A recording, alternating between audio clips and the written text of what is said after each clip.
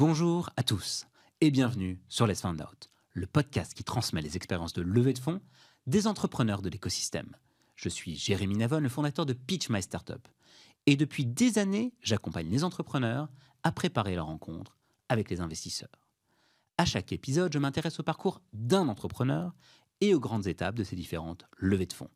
Attention, vous êtes sur le point de découvrir l'envers du décor. Qu'est-ce qui se cache derrière les millions d'euros levés et les articles élogieux que vous voyez passer tous les jours dans les médias. On estime souvent à tort qu'elles font la valeur des startups et qu'elles permettent de mesurer le degré de réussite des acteurs de l'écosystème. Mais qu'en est-il vraiment ? L'objectif de ce podcast ? Vous faire découvrir des entrepreneurs exceptionnels et leurs aventures de levée de fonds. Pourquoi ont-ils levé ? Comment ont-ils choisi leurs investisseurs ? Quelles ont été leurs plus grosses galères et leurs plus grandes réussites ? Alors pour ne manquer aucun épisode, abonnez-vous dès maintenant sur vos plateformes préférées. N'hésitez pas à nous donner 5 étoiles et à nous laisser un commentaire. Attention au décollage, Let's Find Out, ça commence maintenant.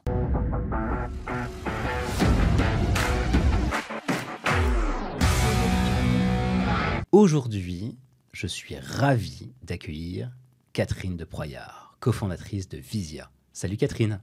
Bonjour Jérémy. Chez Vysia, vous développez la première caméra intelligente qui aide les villes à réduire durablement les dépôts d'ordures sauvages. Vous avez pour ambition de jouer un rôle décisif dans la dépollution des villes et des campagnes et d'œuvrer pour un monde plus propre. Vysia est une entreprise que tu as cofondée avec ton associé Alexandre Leboucher en mai 2021, soit il y a environ 2 ans et demi. Pendant ce laps de temps, vous avez fait 2 levées de fonds dont tu vas nous parler aujourd'hui. Vous êtes 15 salariés, vous avez plus de 50 villes qui sont déjà clientes, dont Paris, Le Havre et Saint-Tropez. À titre personnel, tu es diplômé de Buconi, de HEC, de Polytechnique. Tu as grandi en Bulgarie. Tu t'es marié cet été, félicitations à toi. Et tu es membre du Galion depuis ce soir. Chère Catherine, ravi de t'accueillir sur ce podcast. Est-ce que tu as des éléments que tu aimerais ajouter à cette présentation ? Cher Jérémy, déjà merci beaucoup de me recevoir. Je suis vraiment ravie d'être ici. Et peut-être 2 précisions. Déjà, la présentation était super, mais on a fait une levée en 2 parties. On va en parler tout à l'heure. Et pour revenir sur Vysia, donc effectivement, on a une caméra intelligente qui aide à lutter contre les dépôts sauvages de déchets. On adresse une problématique qui est internationale, c'est les déchets abandonnés dans les territoires. Ça peut être les villes, ça peut être les forêts. C'est une problématique qui coûte 1,5 milliard en France tous les ans.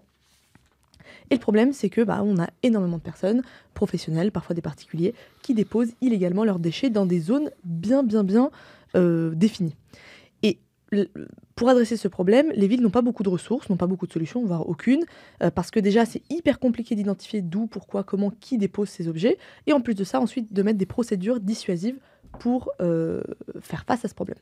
Et donc aujourd'hui, nous, on a une caméra intelligente qui va détecter de manière autonome l'apparition de déchets sur la voie publique, va envoyer une petite séquence de quelques minutes du fait, et ensuite, sur une interface spécialisée Vysia, la mairie, la police peut très facilement mener un certain nombre d'actions bien prévues par la loi au Code de l'environnement pour dissuader les pollueurs.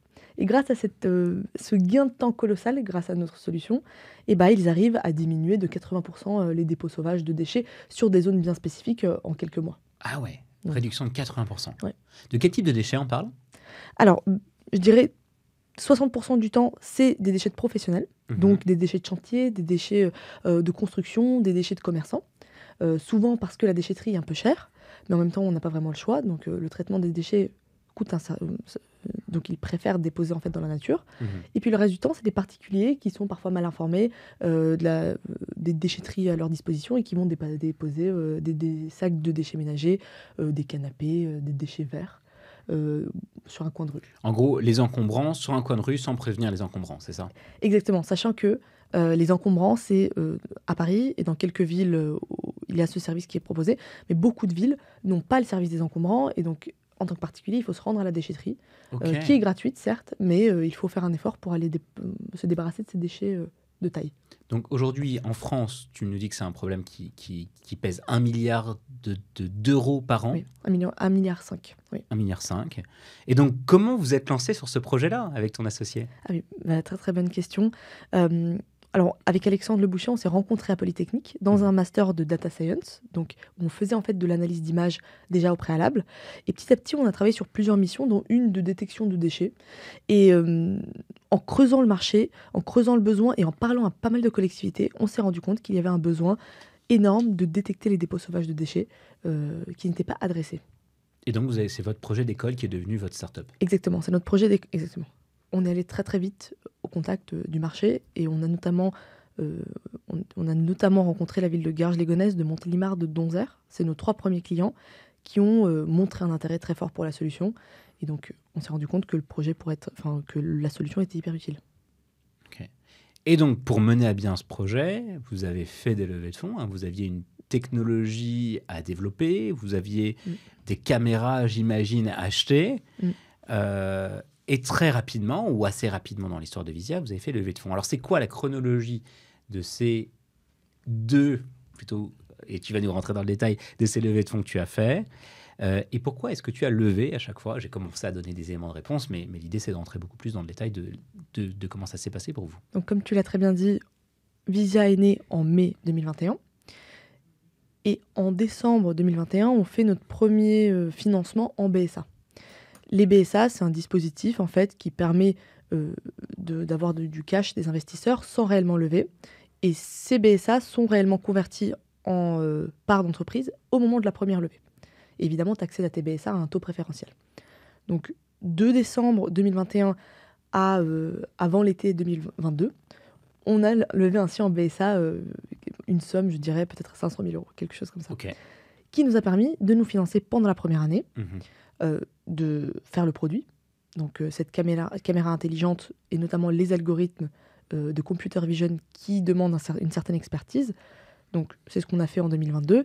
Et ça nous a permis aussi d'avoir les premiers KPI de vente pour ensuite aller lever. Et on a déclenché notre levée en novembre 2022 pour réellement terminer ce tour février 2023. Mhm. Et donc c'est au total, on a levé 3,4 millions d'euros. Waouh. Mais les BSA comptent dans ce tour final, Ok. puisqu'ils sont rentrés au capital à ce moment-là. Donc un premier tour de seed, on peut dire ça d'une certaine façon, si on met tout bout à bout, de 3,4 millions, qui vous ont permis de quoi du coup? Qu'est-ce que vous avez fait? Ah oui. Donc les BSA vous ont permis de faire le début de la tech, d'entraîner les algorithmes, d'aller chercher les premiers clients, de faire des POC d'une certaine façon. Exactement. Vous allez lever 3,4 millions et là, qu'est-ce que vous faites de cet argent? Là, vous y êtes quoi. Vous avez les moyens de vos ambitions. Et bien là, ça nous a permis 2 choses. 1, construire une équipe commerciale et marketing assez importante pour vraiment pénétrer le marché français. Parce que quand on travaille sur le territoire, typiquement, on a 5 personnes qui vendent nord, est, ouest, sud et Paris. Des commerciaux de terrain qui y vont. Des commerciaux de terrain. Bon, aujourd'hui, on utilise beaucoup la visio, mais pour certains grands clients, c'est bien aussi d'avoir un contact humain. Donc, des commerciaux, un service marketing. Donc ça, c'est pour vraiment le développement commercial de l'entreprise. Et ensuite, on continue à améliorer le produit technique parce qu'on se rend compte que pour avoir un produit complètement scalable, avec une interface qui se déploie, il n'y a pas besoin d'opération, ça peut être mis partout. Ça demande quand même pas mal de développement et c'est tout l'enjeu. Faire un POC, techniquement, ça prend 1 an. Rendre le produit scalable, ça demande une vraie équipe avec des personnes, disons, avec beaucoup d'expérience. Donc aujourd'hui, cette caméra, c'est vous qui la produisez? La caméra, elle n'est pas complètement nous. Il y a quelques composants qu'on y apporte, mais c'est surtout un assemblage qui est fait par un partenaire. Et nous, on a conçu quelques briques technologiques qui vont permettre surtout de faire fonctionner notre brique de computer vision. Ok. Donc je rappelle, je le disais en intro, plus de 50 villes clients, dont parmi les plus grandes villes françaises. Donc vous allez permettre non seulement de réduire cette facture pour le contribuable, mais aussi de réduire les dépôts d'ordures sauvages et de permettre une dépollution des villes. Tu as fait... alors, quand tu racontes, c'est marrant, mais on a l'impression que cette première grande levée de 3,4 millions, elle s'est faite assez facilement, assez rapidement. J'imagine qu'elle a été à certains moments compliquée, et c'est là-dedans qu'on va rentrer dans le cœur du podcast. Comment tu t'organises pour faire tes roadshows? Comment s'organiser? Disons qu'au tout début, quand on a fait nos levées en BSA, on y allait petit à petit. C'est-à-dire qu'on a eu évidemment le fameux tour Friends and Family, il y a eu quelques membres là-dedans, et puis on s'est ouvert. Donc déjà, les gens qui nous accompagnaient, comme notre cabinet d'avocats ou notre cabinet de comptables, ont pu nous conseiller des business angels, parce que eux voyaient un peu l'intérieur du business, et donc ils disaient bon, c'est une boîte qui fait beaucoup de sens, qui fait des choses très bien, et donc ils nous ont mis en relation avec les premiers business angels, qui eux nous ont mis en relation avec des plus grands business angels, qui eux nous ont mis en relation avec des fonds. Et les meilleurs investisseurs qu'on a pu rencontrer, c'était souvent par des mises en relation de personnes petit à petit comme ça, en étendant le réseau.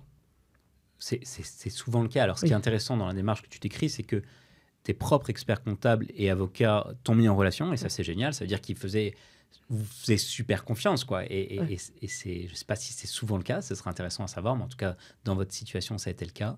Après, quand tu as signé avec lesquels de ces business angels, de ces family office ou fonds que tu as rencontrés? Ah, tu veux dire par rapport au nombre, combien ont réellement été... Par rapport au nombre, par rapport à la typologie des différents investisseurs que tu as rencontrés, c'est lesquels que tu as signés à la fin?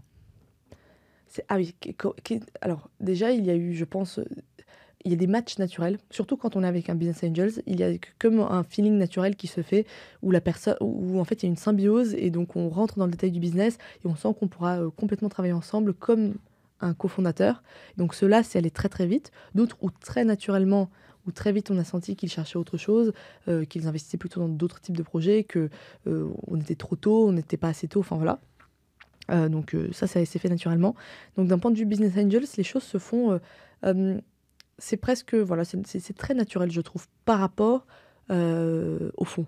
Okay. Où là, on rentre vraiment dans une présentation beaucoup plus professionnelle, où le fonds a une thèse hyper claire, un certain nombre de critères à cocher, et il faut être à la hauteur des fonds et de ce qu'ils veulent voir. Et là, on sent que eux, comme les business angels, mais un fonds est vraiment tenu par ses performances. Donc il veut voir que tu rentres dans sa trajectoire de comment j'excite, comment je démultiplie mes fonds, comment je tiens mon ROI en fait. Oui, bien sûr. Donc voilà. Et donc ces roadshows, pour te préparer, est-ce que vous y êtes allé déjà? Est-ce que vous êtes préparé à deux avec ton cofondateur? Est-ce que vous êtes répartis les rôles? Et comment tu as préparé toutes les datas, le pitch deck, le pitch, les rendez-vous pour être prêt et la closer aussi rapidement que tu le décris, cette première levée? Oui, alors la levée a été relativement rapide, mais avant ça, on s'est préparé pendant quelques mois. Il y a plusieurs choses que je dois te dire. Donc déjà, au tout début, le pitch, je pense qu'au tout début, on s'est préparé avec toi, tout simplement. C'est vrai. Donc ça, tu le connais bien, cette partie-là. Ça a été le premier pitch. Et d'ailleurs, ça a été un super pitch, parce que c'est grâce à lui qu'on a fait réussi à obtenir tous nos BSA. C'était un challenge, mais je pense que... Un challenge. Pourquoi un challenge? C'est pas forcément hyper dur. C'est juste que quand on l'a jamais fait, et quand on sort d'école et qu'on n'a pas été en VC ou qu'on n'a pas travaillé dans une autre start-up, il faut apprendre à le faire, c'est tout. Comme un métier. Et donc, une première fois, il faut être accompagné, je pense, pour les premières fois, tout simplement parce que sinon, on peut y aller en itération. C'est-à-dire, on accepte que les 20 fois où on va voir un VC, on va se faire... Massacré, exactement. et c'est dur, parce que c'est dur pour le moral, mais on peut faire ça, et puis de toute façon, tu te fais massacrer un certain nombre de fois de toute manière. Mais voilà, vaut mieux se faire accompagner pour quand on est comme nous, première fois entrepreneur. Ok, et donc du coup, comment tu t'es fait accompagner? Donc au-delà de travailler avec moi, c'est vrai, tu l'as dit au tout début, et c'était génial, et c'est aussi pour ça que je suis ravi de t'accueillir à ce micro aujourd'hui. Est-ce que tu es allé chercher d'autres experts qui t'ont accompagné, qui t'ont conseillé? Est-ce que tu as demandé des conseils auprès potentiellement d'alumni, d'HEC, de Polytechnique? Oui, on a demandé beaucoup de conseils à nos business angels. On a demandé conseil à d'autres entrepreneurs. On a demandé conseil aussi à certaines personnes qu'on connaissait qui avaient bossé dans des fonds ou qui bossent toujours dans des fonds. Parce que l'avantage quand on fait une école de commerce, c'est qu'on a quand même des amis qui finissent en VC. Et donc on pouvait demander ça. Donc oui, on a fait beaucoup d'itérations sur comment approcher la levée. Parce que tout simplement, on n'en avait jamais fait. Et ensuite, évidemment, une fois qu'on rentre dans le roadshow avec les fonds, il y a une itération quotidienne. C'est-à-dire qu'on rencontre des fonds. Au début, évidemment, ça se passe toujours pas très bien, parce que on a beaucoup d'allers-retours. Ils nous font des feedbacks, et on doit intégrer les feedbacks pour adapter, disons, le business model à quelque chose qui va réellement être scalable. qui finalement est bénéfique pour la boîte et pour le fonds. Donc c'est intéressant. Tu as l'impression que ta boîte a énormément pivoté pendant cette phase de levée de fonds? Elle n'a pas pivoté. Ok. Elle n'a pas pivoté, on n'a pas changé de produit.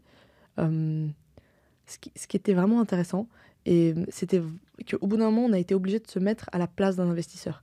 Et donc, ça, c'est crucial, c'est fondamental. Évidemment, quand on vend tout, dans le sales, dans le marketing, dans la levée, il faut se mettre à la place de cet investisseur. Et plus on avance dans la levée, plus on arrive à le faire, parce qu'on apprend mieux à les connaître, et plus on comprend quels sont les critères qui font qu'un business sera excellent ou pas. Mhm. Et c'est fascinant, parce que oui, il y a un certain nombre de critères qui sont internationaux en fait. Ok. C'est quoi ces critères? On a envie de savoir là, du coup. Les plus importants qui t'ont vraiment marqué, où tu t'es dit, attends, mais ça, j'y avais pas pensé, mais en fait, quand on prend le problème en se mettant à leur place, bien sûr. Je pense que non, mais c'est des critères qu'on connaît tous, mais parfois quand on fait notre pitch deck à l'école, notamment à l'école, on est un peu dans le fictif. Mhm. Mais concrètement, ta taille de marché, concrètement, qu'est-ce que tu pourrais atteindre si tout se passe bien? Mhm. C'est fondamental. Ouais. Tu vois, qu'est-ce qui se passe si tu équipes toutes les villes de France? Mhm. Et maintenant, qu'est-ce qui se passe si tu équipes en fait que 10%? Parce que quand tu es leader d'un marché, tu es à 10-15%, tu pas plus. Mhm. Réellement, qu'est-ce qui va se passer? C'est quoi ton panier moyen? Ton ARR, tu vas le tenir à combien? Mhm. Mais concrètement, Mhm. est-ce que cette boîte va un jour faire 10, 20, 50, 100 millions de ARR? Qu'est-ce que tu dois faire pour faire 100 millions d'ARR? Mhm. Est-ce que tu peux le faire en France? Est-ce que tu dois faire une stratégie internationale? Donc ça, c'est la première question sur le marché. Puis ensuite, tu as une question sur la scalabilité de ton produit. Est-ce que ton produit... Enfin, scalabilité, bon, ça c'est encore, disons, plus tard, mais avant ça, tu vas voir les barrières à l'entrée. Mhm. Est-ce que tu vas vraiment réussir à tenir... Enfin, est-ce que tu vas réussir facilement à faire 15% de ton marché? Mhm. Ou est-ce que tu vas te battre parce qu'en fait, ton produit, tout le monde limite? Et qu'une fois que tu as 10 millions d'ARR, tu as 10 boîtes qui vont sortir parce que c'est très facile. Donc, il y a un vrai sujet là-dessus qui est fascinant. Et puis après, tu as ton go-to-market, la rapidité de ton go-to-market. Il faudra qu'on investisse pendant... Combien d'argent il faut mettre dans cette boîte pour arriver à un chiffre d'affaires intéressant? Est-ce que ça vaut le coup? Parce qu'évidemment, si on investit, je sais pas, j'ai oublié, 100 millions et qu'à la fin, on galère même à arriver à 20 millions d'ARR, voilà, Ouais. il y a des Le indicateurs ratio est pas évidents. bon. Évident, c'est peut-être même trop évident, mais c'est vraiment les questions qu'il faut se poser, je pense. Est-ce que tu estimes que vous avez levé au bon moment? Et est-ce qu'il y a un bon moment pour lever? Je pense qu'il n'y a pas forcément de bon moment pour lever. Il y a un bon moment pour apprendre pour connaître les investisseurs, je pense. Mhm. Et ça, c'est quand tout va bien. Parce que quand tout va bien, c'est très facile de les aborder. C'est très agréable parce que quand tout va bien, déjà, on a pas mal d'argent, les KPI sont là. Et donc, dans les périodes où tout va bien, c'est agréable. Et puis surtout, ils ont une très agréable image de toi, et puis tu leur expliques ton plan, et t'as pas besoin d'eux, donc c'est vraiment, je te présente, et puis on se revoit peut-être plus tard. Comment tu vas les aborder? Comment tu vas les rencontrer? Est-ce que tu vas à des événements où ils sont? Est-ce que tu demandes des mises en relation même si tu cherches pas à lever? J'ai l'impression que tu as une vraie stratégie sur le networking auprès des invests. Alors, je devrais l'améliorer, je pense, mais je pense qu'il y a 3 manières. Première, très bateau, mais en fait, au début, quand on monte une boîte, plein d'investisseurs nous contactent. Mhm. Je pense qu'ils suivent en fait la création d'entreprises et pas mal de choses. Donc ça, il y a un certain nombre qui nous contactent au tout début. On fait pas trop attention parce qu'on n'a pas tout de suite besoin, mais on peut facilement les relancer. Donc il y a eux. Ensuite, on peut toujours leur demander une relation, mais c'est surtout les mises en relation. Et les mises en relation,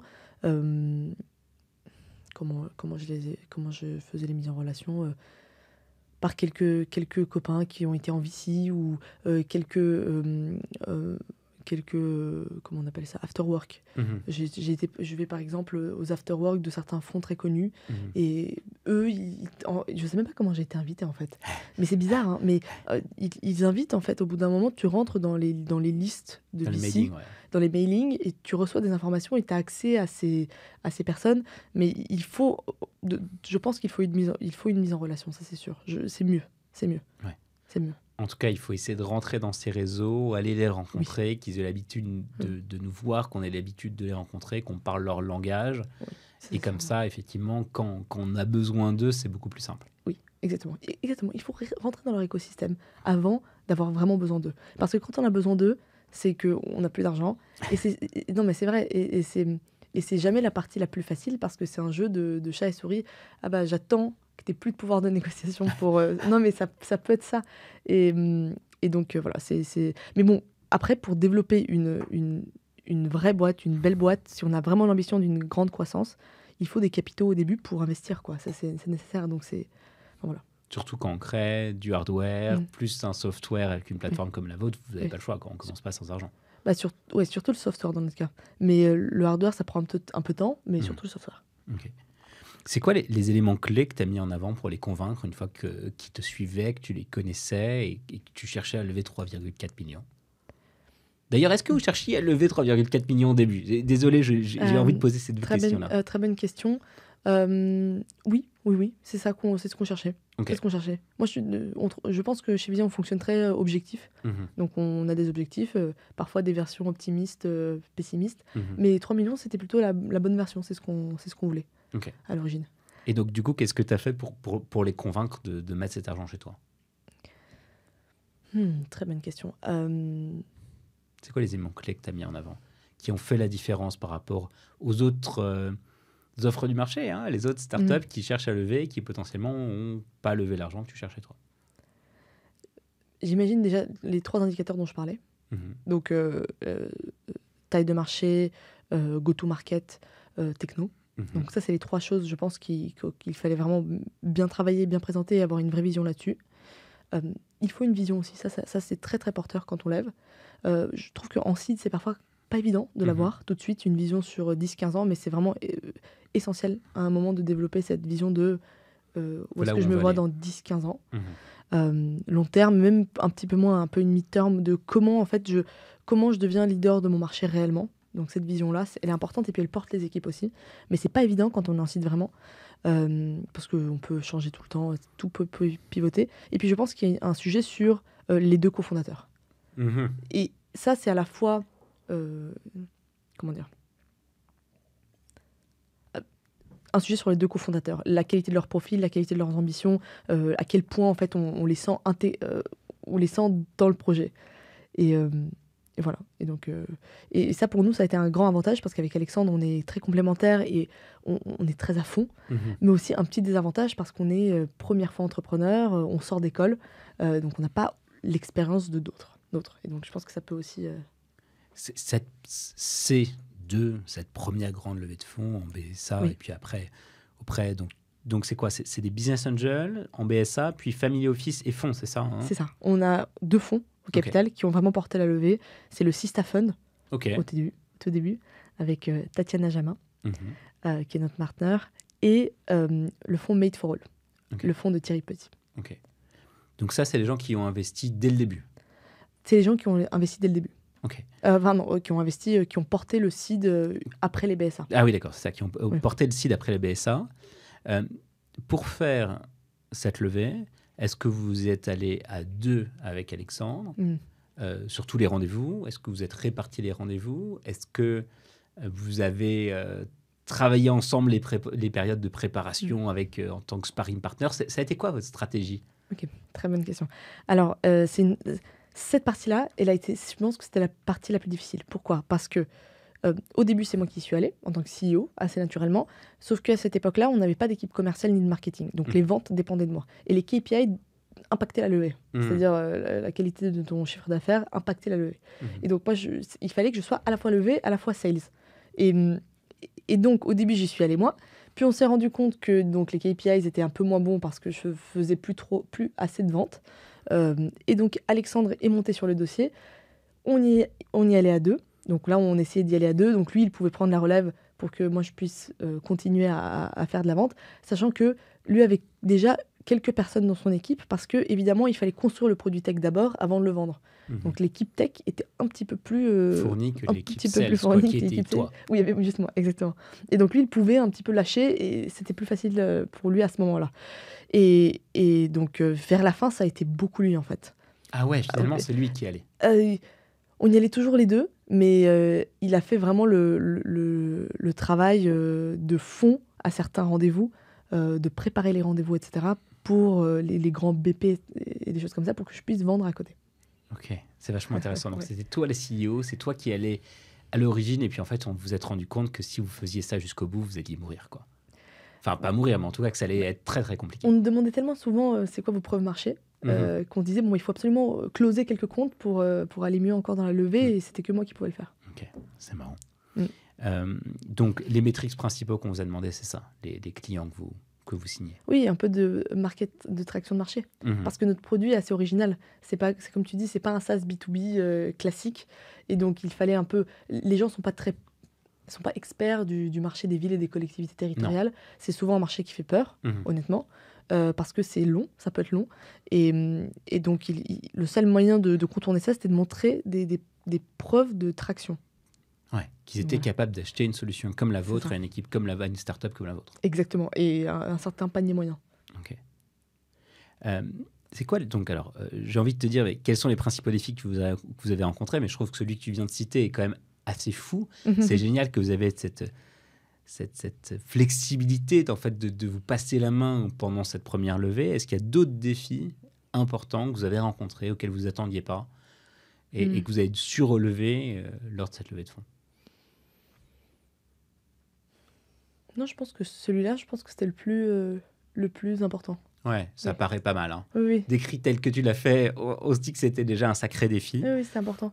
Mais c'était aussi une qualité de se dire que ce qui est vraiment génial dans notre équipe, c'est que dans les moments un peu de challenge, que ce soit dans n'importe quel domaine, finance, de business ou tech, on est capable de s'épauler.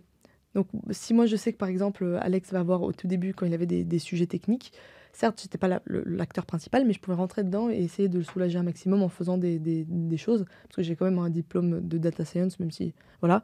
Et inversement, lui, notamment à la levée, et même aujourd'hui, certaines fois, quand on a un problème spécifique avec un client, il est vraiment capable de rentrer à fond pour arriver à la solution. Ah, génial. Donc, vous avez tous les deux vos domaines d'expertise. C'est ça. Vraiment. Mais... Vous connaissez suffisamment bien le domaine de l'autre pour pouvoir venir l'épauler, voire le remplacer en cas d'urgence. Ah oui, donc effectivement, ça, c'est un sacré avantage quand tu veux lever. En fait, comment dire ? Oui, et en fait, la boîte, à différents moments de sa vie, elle va avoir des urgences différentes. Et souvent, ça va être, je sais pas, là récemment, typiquement, ça va être toute la partie après-vente qu'on est en train de mettre en place. Et donc, ça va être vraiment un pôle urgent pour qu'on puisse upseller plus facilement, reconduire plus facilement, faire du chiffre d'affaires sur les clients existants plutôt que d'aller en chercher des nouveaux, très classiques. Avoir des clients satisfaits. Quoi. Avoir des clients satisfaits, heureux, etc. Et là, en ce moment, c'est un point hyper important, un peu urgent, où on veut mettre le paquet dessus. Et typiquement, il va parfois rentrer dans certains rendez-vous, on sait qu'il peut avoir une valeur ajoutée énorme, pour venir mettre toute la vélocité sur cette urgence-là. Ça nous arrive parfois. Ok, génial. Donc vous êtes une vraie équipe, c'est ça que tu me dis. On est une vraie équipe. Est-ce que tu étais stressé lors de ces levées Oui. Et comment tu as géré ce stress Très bonne question. Comment dire, j'ai jamais mis les mots sur ces choses-là. Mais oui, déjà, quand on est entrepreneur, il y a des moments où on est stressé parce qu'on porte une charge, notamment, je trouve, quand tu lèves, parce que quand tu lèves, souvent, tu as une deadline de la fin de la trésor.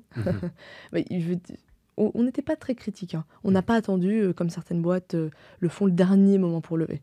Donc, c'était pas critique, mais il y avait quand même un enjeu de survie. Soit on lève bien et très bien, l'aventure continue, on peut faire on peut réaliser notre vision. Bon, soit si on n'y arrive pas, c'est vraiment, enfin, c'est terminé, quoi. Donc c'est là où il y a le plus d'enjeux, là où il y a le plus de stress, parce que c'est une question de survie au bout d'un certain nombre de mois. Surtout au début, quand on est une boîte tech comme vous. Exactement, oui, c'est ça. Quand on lève, c'est pas parce qu'on a un chiffre d'affaires de millions. Donc, ok. Et donc, oui, il y a un stress qui est associé, mais je pense que c'est fondamental aussi pour un entrepreneur de réussir à garder les stress positifs, celui qui te fait bosser à fond, et puis se débarrasser de l'anxiété qui en fait est que négatif, ou qui fait par exemple que tu vas moins bien dormir, et c'est vraiment désastreux pour ta boîte, quoi. Et ça, c'est tout un art que je maîtrise pas mal, je trouve, parce que j'ai 2 parents entrepreneurs. Okay. Et donc ça, c'est vraiment, je pense que c'est une des très belles choses que je les ai vus apprendre à faire avec les années. Et voilà, le stress qui te fait bosser jusqu'à la perfection, il est parfait. Le stress qui t'empêche de dormir, c'est à bannir. Et il faut voilà, je sais pas. Et du coup, forcément, j'ai envie de te demander, qu'est-ce qu'ils t'ont conseillé, tes parents, à l'époque ? Qu'est-ce qu'ils t'ont dit ou qu'est-ce qu'ils t'ont montré ? pour y arriver, pour gérer ce stress-là? Alors, ils disent rien, mais c'est plus que tu te rends compte que tu t'en sors toujours.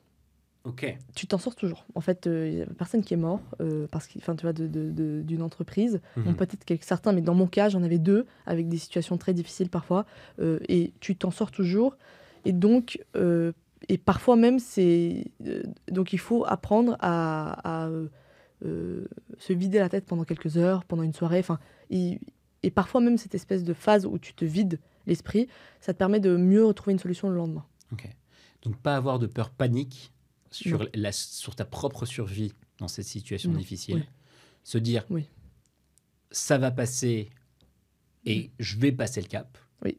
Ok. Et donc, le seul moyen, c'est un peu ce que je comprends, d'y arriver, c'est de travailler très dur, Oui. très dur, très fort, et pas avoir peur effectivement de couper pour revenir plus fort le lendemain. Exactement. Et puis même peut-être deux conseils. Deux conseils que je formulerai comme ça. Le premier, c'est accepter la pire solution. Ok. Bon, moi, je ferme la boîte. Bon, qu'est-ce que je ferais? Bon, bah, je fais autre chose. Et donc, tu acceptes et c'est là en mode, bon, bah, ok. Le pire scénario, quelque part, j'ai imaginé un peu ce que ça va et c'est pas non plus la fin du monde. Il faut un peu relativiser dans ces moments-là. C'est dur, mais voilà. Et la deuxième chose, c'est faire confiance à la vie. C'est con, mais juste on se dit, bon, je fais confiance à la vie, je travaille, oui, ça c'est important, il ne faut pas non plus, je fais confiance à la vie. Et puis je rentre chez moi à 18h tous les soirs. Non, non, voilà, Il y avait une actrice américaine qui raconte ça très bien et qui dit, elle fait un parallèle avec un bus qui est en train de partir, elle est en train de le louper. Donc elle dit, je cours de toutes mes forces et je prie de toutes mes forces. Okay. C'est un peu trop, mais c'est juste un bus qui part. Non, mais c'était un parallèle. Je comprends. Ce que je veux te dire, c'est que je fais tout ce que je peux et ensuite je laisse le dernier pourcent, je fais confiance à la vie pour le dernier pourcent. Et je trouve que ta métaphore du bus, elle est intéressante. Dans le sens où, enfin, sa métaphore, elle est intéressante parce que tu te dis, ok, tu attrapes le bus, c'est génial, tu as fait tout ce qu'il fallait pour l'attraper, tu l'as attrapé, tu es dedans et tu vas là où tu es censé aller. Tu rates le bus, bah, potentiellement, il y a une raison. Okay. Et il y a peut-être une autre opportunité derrière le bus. L'homme de ta vie, la femme de ta vie, I don't know what. Tu vois, on est là dans un drama américain qui va se présenter. Et il y a une raison pour laquelle tu n'as pas attrapé ce bus, même si tu as donné le meilleur. C'est ça. Et c'est là où tu as toute la logique de faire confiance à la vie, que dans les moments où tu as tout donné, bah, voilà, je pense que c'est intéressant. Sinon, on ne dort pas et c'est pire. Ouais, pour être un papa de 3 enfants, effectivement, quand tu dors pas, c'est bien pire. Donc on a compris, hein, pour toi, le remède au stress, c'est avant tout l'action. Un peu de sommeil, un peu de temps passé avec tes proches. J'imagine, tu me le disais tout à l'heure en off. Comment tu as géré les négociations avec les investisseurs?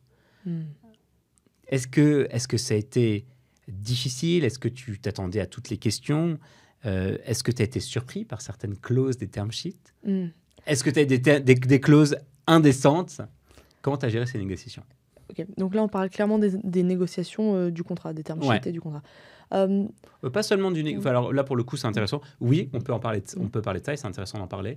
Mais aussi, même avant, tu vois, dans le process. J'ai pas trouvé ça. J'ai trouvé ça moins. Alors, c'est un peu long, mais c'était pas si difficile que ça. Pourquoi? Parce qu'il y a vraiment énormément de ce qu'on appelle les market practices, ce qui se fait, ce qui ne se fait pas. D'ailleurs, tu as parlé du Galion au début. Je serai membre ce soir, mais le Galion, ils nous ont, même sans en être membre, ils ont un guide de la term sheet idéale avec ce qui se fait, ce qui ne se fait pas. Et j'ai trouvé ça plutôt facile d'avancer devant les investisseurs et de leur présenter des choses très market practice et de leur dire que nous, on aimerait bien rester dans cette lignée-là. On a renégocié 2-3 choses, mais ça restait très logique en fait. Hein. Tout a été hyper logique. Et aussi, l'avantage, c'est quand tu as des BA, des Business Angels qui sont déjà là, en BSA, eux aussi, ils vont essayer d'avoir le meilleur deal pour toi. Donc, tu vas avoir pas mal d'interlocuteurs qui doivent être mis d'accord. Et qui se tiennent, quoi. Qui se tiennent. Et le plus facile, c'est de faire quelque chose de relativement juste pour tout le monde. Et donc, c'était pas si difficile que ça pour ma part. Ok, du coup, sur les négociations vraiment des term sheets, etc., pareil, quoi. Oui, c'est un peu long parce que je pense qu'il faut le faire bien. C'est-à-dire que quand il y a des choses qui te questionnent ou qui te semblent moins justes, il faut prendre le temps de discuter chaque chose parce que c'est très important. Mais à la fin, on a facilement trouvé un terrain d'entente. Voilà. Ok, et là, pour le coup, qui s'est impliqué, à part vous, l'équipe, votre avocat, votre expert comptable, enfin, qui ont été les...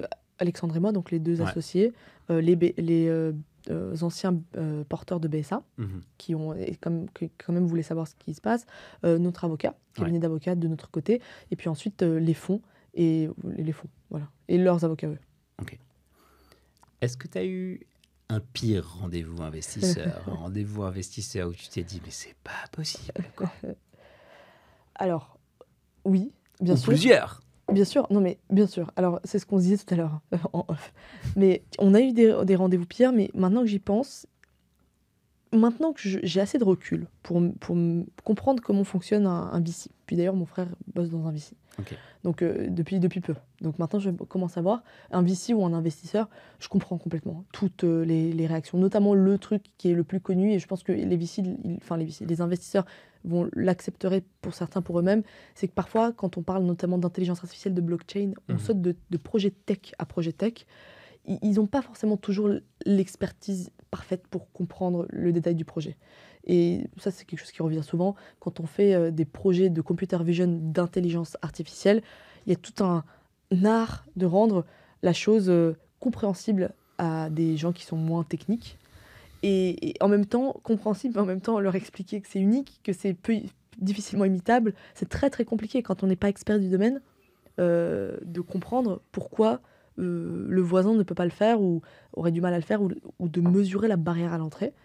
Et donc oui, parfois t'as plein de rendez-vous où l'investisseur ne comprend pas ce que tu fais du tout, Okay. Ou en tout cas t'as vraiment ce sentiment fort. Mais moi je pense que la bonne approche, c'est de se dire j'ai mal fait mon boulot, parce que c'est moi qui perds à la fin. Enfin, probablement lui aussi. Mais... Pour toi, c'était pas un red flag. Tu t'es pas dit, ok, il bite rien, j'y vais pas. Non.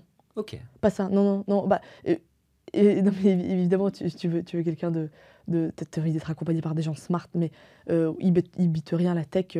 Je m'attends pas à avoir... Des gens qui sont experts. En France, j'ai l'impression que c'est pas du tout comme ça que ça marche.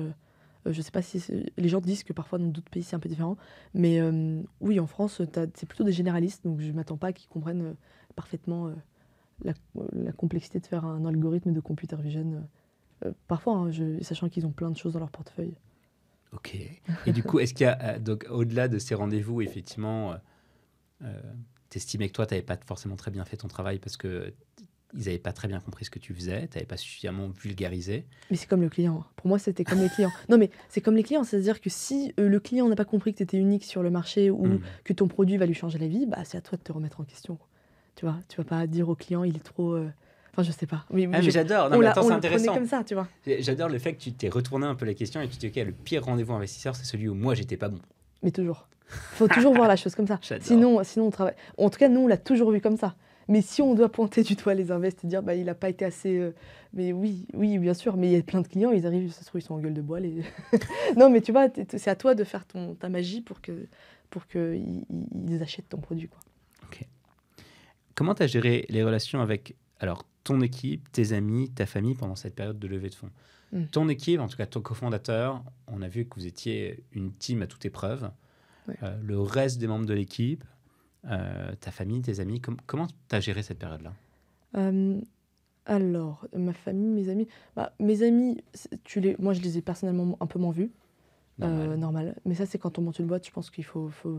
y a toujours un peu de temps... Enfin, quand on monte une boîte post-études, parce que pendant les études, on est tout le temps disponible. Et on a plein d'amis. Voilà. Et juste après, si on monte une boîte, on est moins disponible. Et donc, forcément, ce temps-là va être réduit.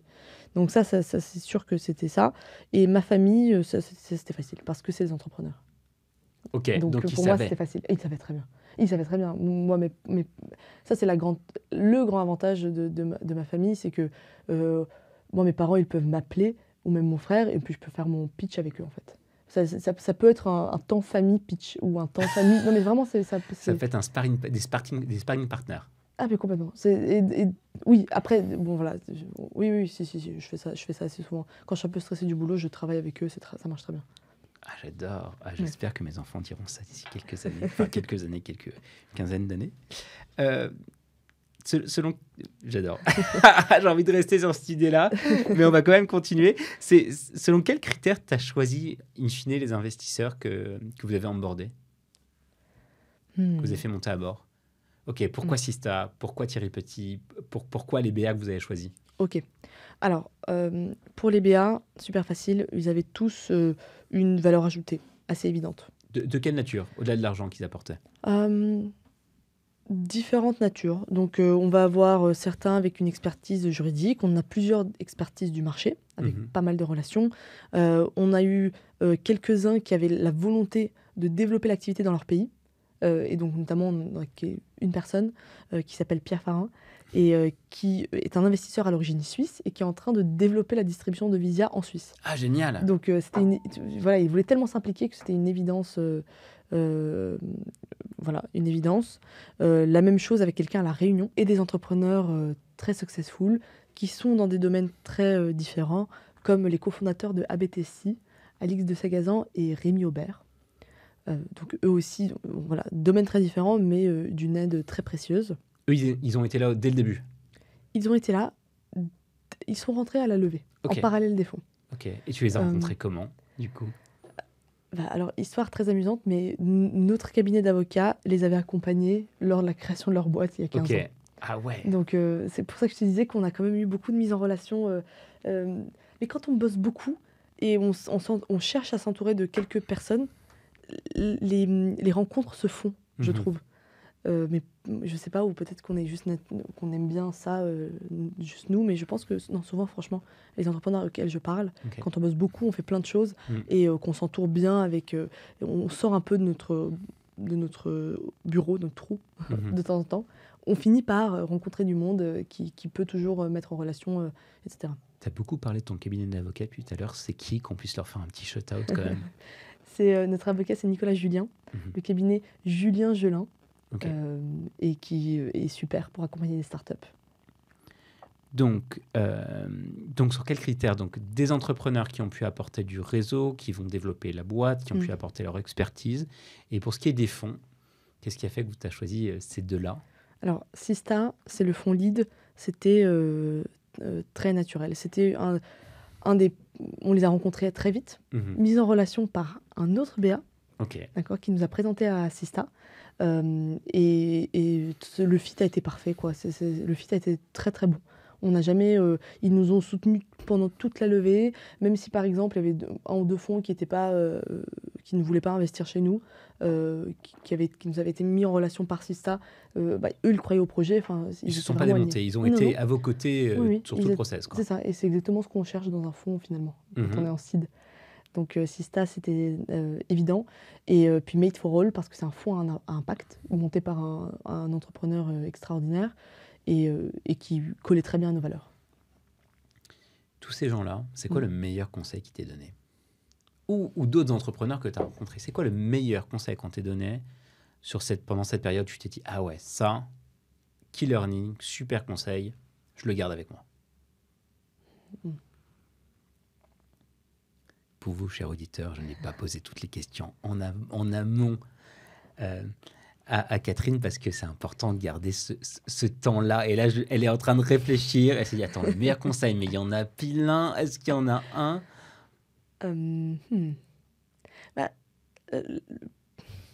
sais pas quoi dire. Non, mais il y a une chose qui est vraie, c'est que c'est un moment qui est difficile, où on se remet beaucoup en question parce que une itération qui est vraiment très rapide. C'est bon, là, c'est quelque chose qui n'a pas marché, là, j'ai pas été convaincant, là, j'ai pas eu le bon fit. Il y a eu ceux qui te disent non, et il y en a des fonds qui vont te dire non, toujours. Et il faut itérer très très vite, et il faut garder confiance dans ton projet. Et c'est surtout ça, je pense, la clé. C'est de te dire que c'est un jeu de stats. Un jeu de stats, surtout dans l'économie dans laquelle on est actuellement. C'est-à-dire que je pense qu'il y a une période où peut-être qu'on levait facilement. Là, aujourd'hui, j'ai l'impression que c'est un peu moins le cas. Donc, il y aura des oui, il y aura des non. Il faut... Et en fin de compte, si tu rencontres suffisamment de fonds, suffisamment de business angels, suffisamment de personnes, et que tu fais bien le boulot, ça va marcher. C'est ça que tu me dis. Exactement. Tu vas trouver ta chaussure à ton pied. C'est sûr. Et c'est sûr, oui. Et il y a quelques... Oui. Je dirais ça. Ok.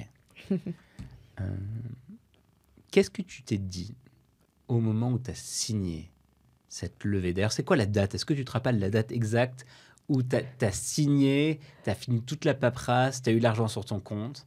Non, parce que c'était en fait, une fois qu'on signe la term sheet, il y a le lancement de la négo du vrai contrat Mhm. et qui, chez nous, a duré, quelques mois, peut-être et probablement parce qu'on avait un peu de trésor. Ok. Donc on n'a pas mis, je pense qu'il y a beaucoup de boîtes, j'imagine, hein, que si tu signes ta term sheet, tu as 2 mois de trésor, tu fais tout pour que ça aille très, très vite. Mhm. Nous, on avait plusieurs mois, donc on a laissé les choses se faire, dans leur temps.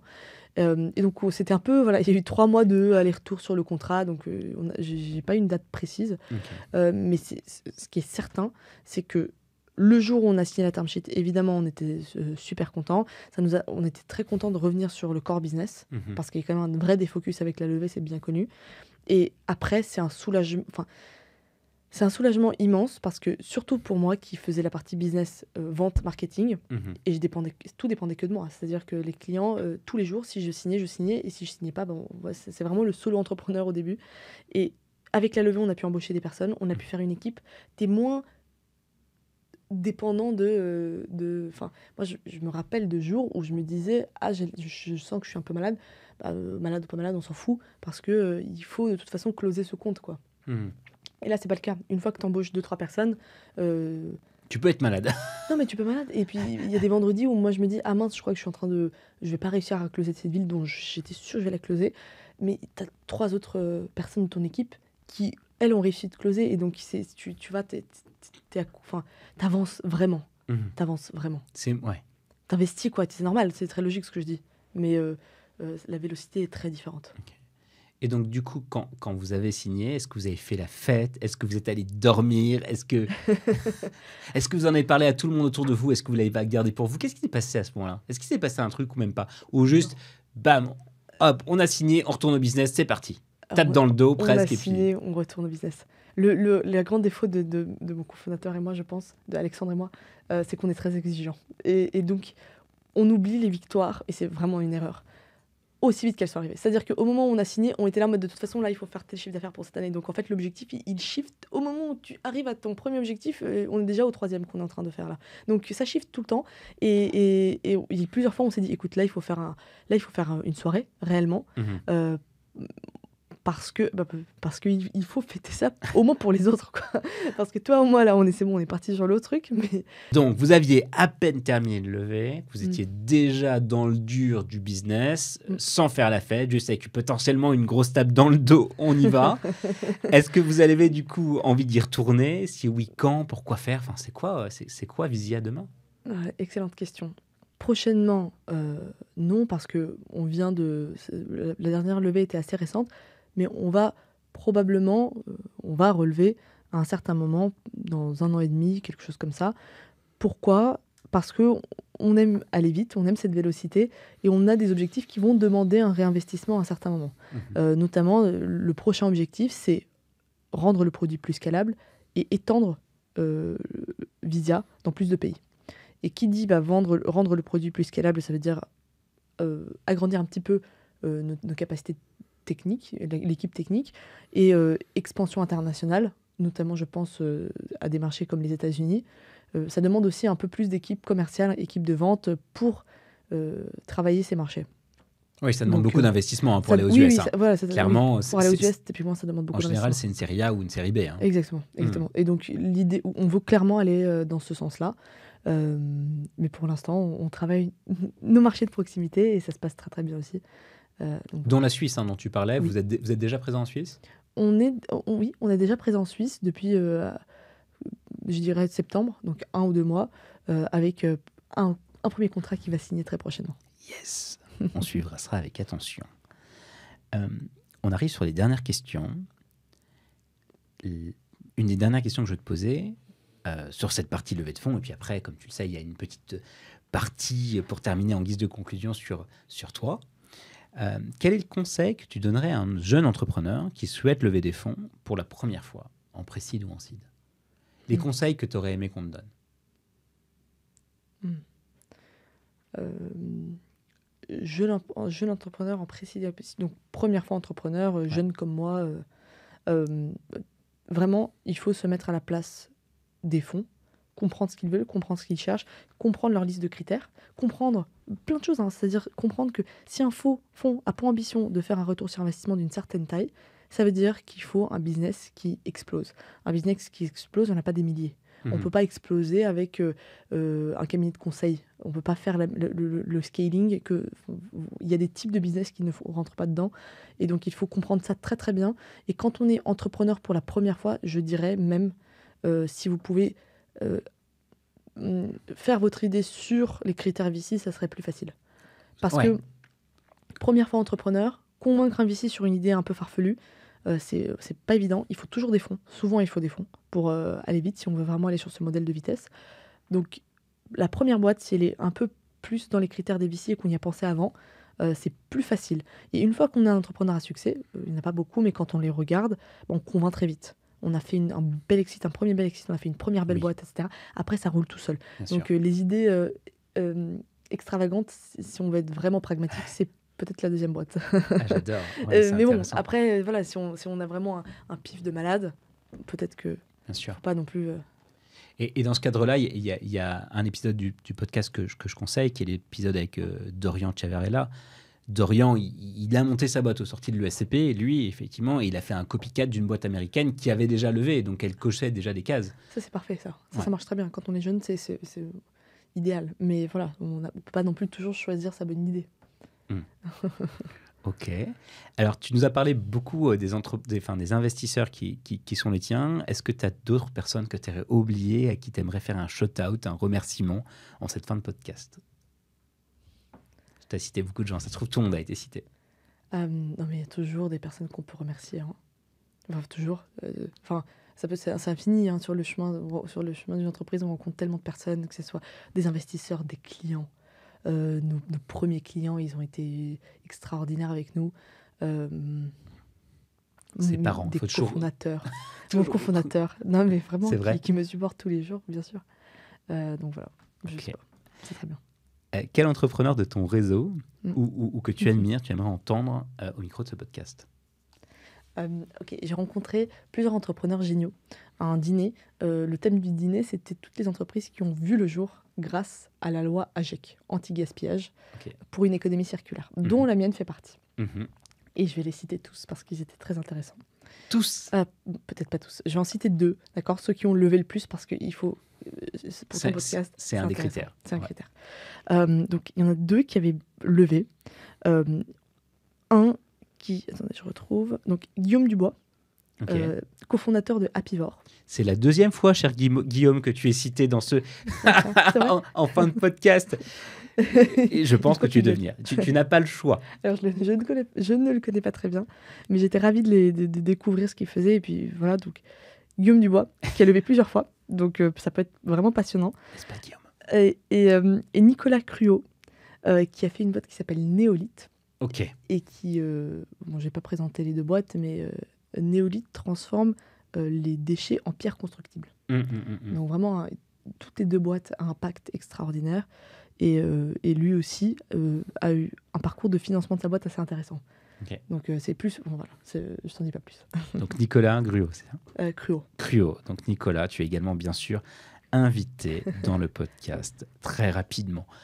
Du coup, cette première partie principale du podcast sur la levée de fonds est terminée. Maintenant, comme tu le sais, j'ai l'habitude de poser quelques questions un peu plus personnelles que tu ne connais pas, que tu vas découvrir. Et la première est: quelle est ta plus grande fierté?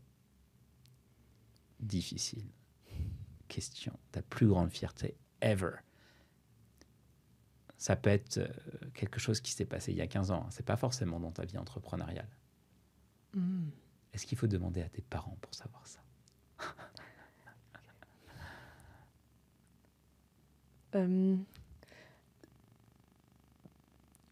Récemment, je suis assez fière d'avoir eu une année l'année dernière où j'ai réussi à faire une première année de boîte assez successful pour une première année de boîte, hein, et me marier. en parallèle. C'était assez technique en soi. Et non, mais et à la fois, j'en étais assez fière. Je me disais, enfin, I did it, quoi. Ça a marché. On a réussi à faire les deux ensemble. Et je ne connaissais pas beaucoup de personnes qui avaient eu. Bon, si, c'est pas vrai ce que je dis. Les gens qui ont des boîtes et des enfants. C'est tout aussi technique. Mais ça, voilà, ça, c'est la prochaine étape. C'est pour la prochaine levée. Oui. Oui, c'est même plus technique, mais voilà. En même temps, organiser un beau mariage, c'est un challenge. Hein. Oui, en fait, c'est réussir à la fois dans sa vie pro et perso, en parallèle, des événements assez importants. Ouais. Dans les deux cas, oui, il fallait... Et puis, tu en avais envie, tu as réussi. Donc, c'est ça. OK, bah, je prends. Cette fierté est validée. Ton plus grand regret?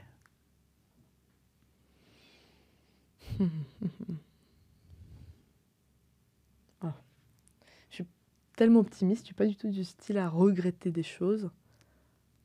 Pour ceux d'entre vous qui écoutent ce podcast régulièrement, vous voyez, il est rare qu'un entrepreneur arrive à répondre à cette question. Je n'ai pas trouvé un entrepreneur qui arrive à répondre à cette question sur le regret. Enfin, si, à part Alexandre Bellitti, cher Alexandre, qui nous disait que du coup, il s'est séparé au bout d'une dizaine d'années avec son cofondateur. Donc là, pour le coup, il avait un grand regret là-dessus. Mais la grande majeure partie des entrepreneurs sont incapables de répondre à cette question. C'est amusant ce que tu dis. C'est vrai que les quelques erreurs que j'ai faites à un moment, je me dis que ça a tellement servi de leçon après que c'était peut-être la meilleure chose. C'est pas un regret, quoi. Qui est arrivé, oui. C'est ce bus, t'as donné tout ce qu'il fallait pour l'attraper, tu l'as pas attrapé, puis après... Puis après, il y a un avion qui arrive, un hélicoptère qui vient nous chercher. Non, mais je le crois profondément, même. Enfin, je sais pas. Ok, non, mais ça me va bien. Cette question demeure, parce que j'aime vous voir sécher sur cette question. Quelle est la personne, le film, le bouquin, le manga, l'œuvre d'art qui t'inspire le plus?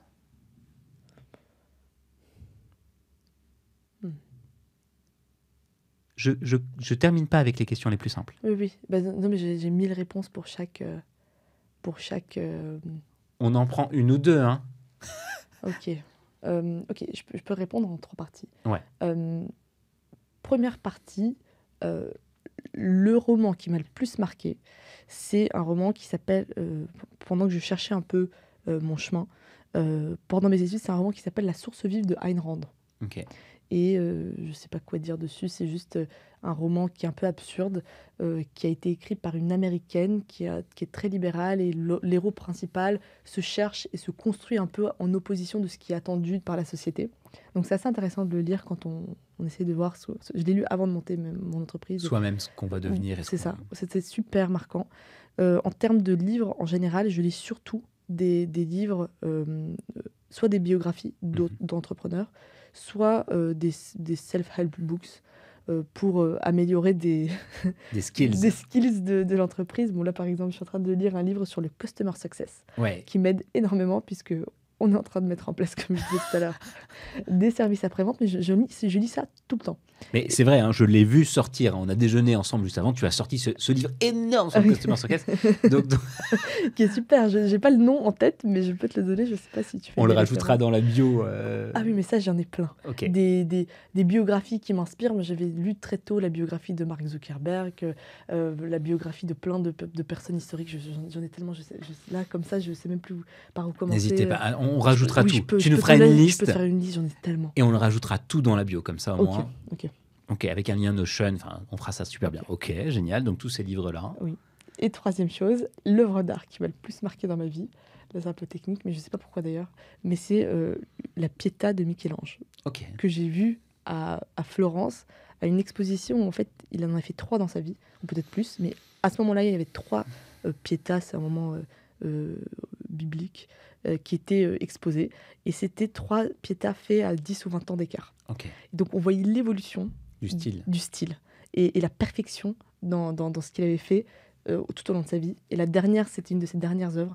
C'était juste, mais extraordinaire à voir. Les gens étaient, quand tu rentrais dans la pièce, t'étais juste scotché par la beauté de la chose. Je sais pas, c'était complètement transcendant. Voilà. Ok.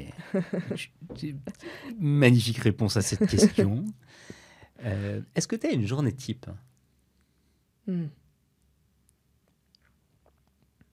j'essaye de faire le travail de fond le matin. Ok. Et c'est les 3 priorités, les tâches lourdes, importantes, prioritaires à faire, où je fais un travail de fond. Et l'après-midi, les rendez-vous. Mais je trouve qu'avec la boîte qui grossit petit à petit, on a de plus en plus des journées où il faut avoir quelques heures de disponibles pour les autres, pour aider les autres à réussir leur mission, parce qu'ils vont venir avec des sujets divers. Oui, c'est essentiel quand on se cale une boîte. Hein. Oui, c'est ça. Donc maintenant, à l'origine, c'était matin, sujet de fond, après-midi, rendez-vous. Et là, c'est... et le soir, continuer pour bien finir les trucs, au moins les choses prioritaires. Et là, c'est ça, mais avec 3 heures au milieu, enfin, peut-être pas 3 heures, mais au moins 1 à 2 heures où tu es j'ai dispo pour les équipes. C'est ça, j'ai prévu que c'est ça. Ah, c'est génial, effectivement, de se dire, ok, je sais que que les équipes vont avoir besoin de moi, je prévois ce créneau pour être disponible pour eux. Ok, super conseil. Qu'est-ce que tu fais le dimanche matin ? On imagine le dimanche matin pour se lever, ou pas se lever. En tout cas, pour se lever, il faut faire un truc qu'on kiffe de ouf. Est-ce que tu te lèves le dimanche matin ? Oui. Ok. Je me lève tu veux dire, qu'est-ce qui te ferait te lever le dimanche matin ? Qu'est-ce que tu fais le dimanche matin ? Ah oui. Les meilleures choses que je fais le week-end, vraiment, c'est des week-ends, j'essaie d'en organiser un maximum. C'est vraiment des week-ends un peu culturels. Et j'essaye énormément de surprendre mon mari. On fonctionne comme ça. On fonctionne à la surprise. Donc, des week-ends surprises qu'on s'organise tout le temps. Et ça peut être des trucs, ça peut être des choses très, très simples. Ça peut être, par exemple, typiquement, j'ai acheté un guide sur Paris. Et je vais faire un parcours découverte du 4e arrondissement. Okay. Avec des stops. À Paris, on peut toujours... La chance de Paris, c'est qu'on peut... Mais même si on habite en France, n'importe où, c'est très facile de se surprendre si on aime découvrir Alors, des du coup, paysages. ma following question, c'est... Du coup, vous aimez vous surprendre le week-end, mais vous vous tenez au courant que c'est vous qui faites la surprise. Oui. Oh, c'est ça. C'est pas, hey, aujourd'hui, on va à Vienne. Non. Ah bah non, on va prévu. Non. C'est prévu, mais l'autre, on ne sait pas ce qu'on fait. D'accord. C'est pas genre, ah non, on va à la Réunion. Oui. Bon, on tire à la courte pan. Ok, d'accord. Et parfois, on fait des voyages, oui. Oui, on fait des voyages surprises aussi. Ok, mais vous vous tenez au courant. On se tient au courant qu'il faut bloquer le créneau. Et c'est vous qui faites la surprise. C'est ça. Ok. Et ce qu'il faut mettre dans la valise aussi. Ouais, un minimum, tu vois. Ouais, je vois bien le maillot de bain en Sibérie. C'est pas ouf. Comment tu vois la suite de ta vie ? Voilà, question large. D'un point de vue professionnel, c'est vraiment scaler Visia au maximum de ce que ça peut être scalé. Donc, à minima, faire une expansion internationale. Okay. À maxima, diversification des produits et donc aller chercher un marché vraiment très complet dans ce qu'on fait, notamment...